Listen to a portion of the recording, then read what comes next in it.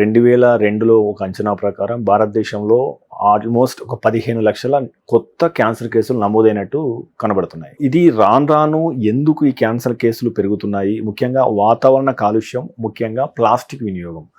ఇవి ఎలాంటి ఆరోగ్య సమస్యలకు దారితీస్తున్నాయి? ఏమైనా సైంటిఫిక్ ఎవిడెన్సెస్ ఉన్నాయా?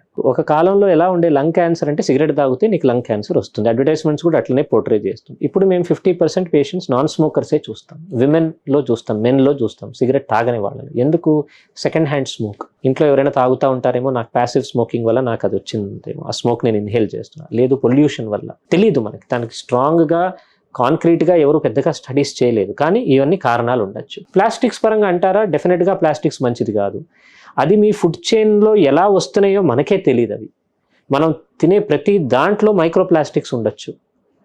అది మన ఫుడ్ చైన్లో ఎంటర్ అయితే డెఫినెట్గా దానివల్ల రిస్క్ ఉంటుంది మనకి. And still last but not the least, ముఖ్యమైన విషయం మళ్ళీ ఈ జనరేషన్లో కూడా, యంగ్స్టర్స్లో కూడా మళ్ళీ స్మోకింగ్, ఆల్కహాల్, టొబాకో, అవి మూడు అవి ఎప్పటికీ పోవు. అది తీయాలి. ఎస్పెషలీ యంగ్ జనరేషన్ 15-20లో స్టార్ట్ చేసేవాడు 50 దాకా స్మోక్ చేశాడంటే ఖచ్చితంగా వాడికి 50లోనో 60లోనో ఏదో జబ్బు తగులుతుంది.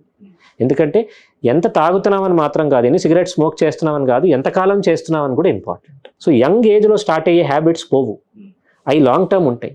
వాడు కరెక్ట్గా ప్రొడక్టివ్ ఏజ్ వచ్చేటప్పటికి వాళ్ళకి క్యాన్సర్ వచ్చి ఆరోగ్యం పాడవుతుంది. 62 లక్షల మంది ప్రజల్లో మెడ్ప్లస్ బ్రాండ్ మెడిసిన్స్ కి మారడం వలన 915 కోట్ల రూపాయలు సేవ్ చేసుకున్నారు. అదే మెడిసిన్స్, అదే క్వాలిటీతో 50 to 80% డిస్కౌంట్లు.